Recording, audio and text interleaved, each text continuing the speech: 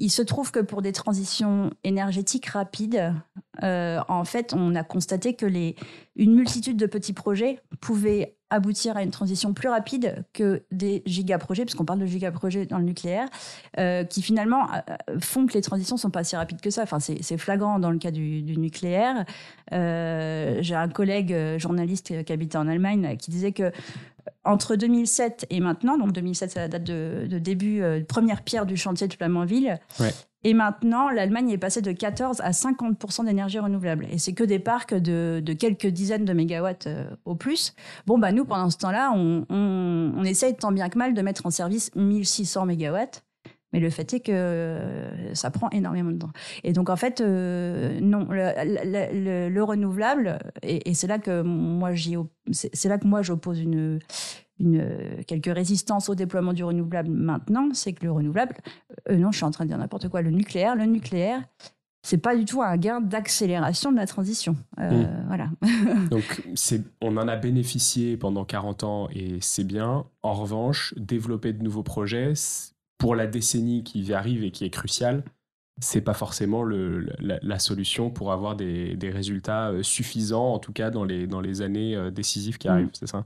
C'est-à-dire, oui, si on prend en tout cas l'angle climatique, qui est celui qui m'importe moi particulièrement, là on est vraiment au bord du mur. D'après le GIEC, si on poursuit à émissions constantes, on aura dépassé le budget carbone qui nous reste pour pas dépasser ce fameux seuil de 1,5 degré de réchauffement dans la décennie 2030. Donc autant dire qu'il nous reste vraiment très peu de temps, quoi. Et les experts disent que la décennie cruciale, celle où il va vraiment falloir changer de braquet massivement, c'est celle-ci. On est déjà dedans. Et le problème, c'est que le déploiement d'un réacteur, c'est... alors, EDF veut nous faire croire que ça pourra prendre 7 ans, mais en l'occurrence, on est plutôt sur des périodes de 10-15 ans, quoi. Et donc, en fait, on n'est pas du tout dans le pas de temps nécessaire pour répondre à l'urgence, quoi. Ouais, mais tu vois, ça amène encore une sorte de rebondissement dans le pour-contre. C'est RTE qui dit dans son scénario c'est Futur énergétique 2050, que se passer des nouveaux réacteurs nucléaires, ça implique des rythmes de développement des énergies renouvelables qui sont plus rapides que ceux des pays européens les plus dynamiques. Et donc là, tu citais l'Allemagne juste avant, où on disait qu'ils sont passés de 14 à 50% pendant que nous, on a développé Flamanville.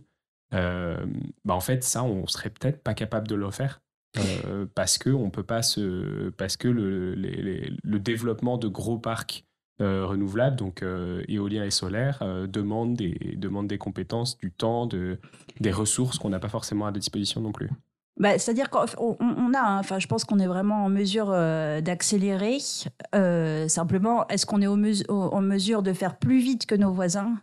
Parce qu'on est parti trop tard. Enfin, c'est ça l'enjeu. La marche aujourd'hui, elle est effectivement trop haute. En tout cas, c'est ce que dit RTE.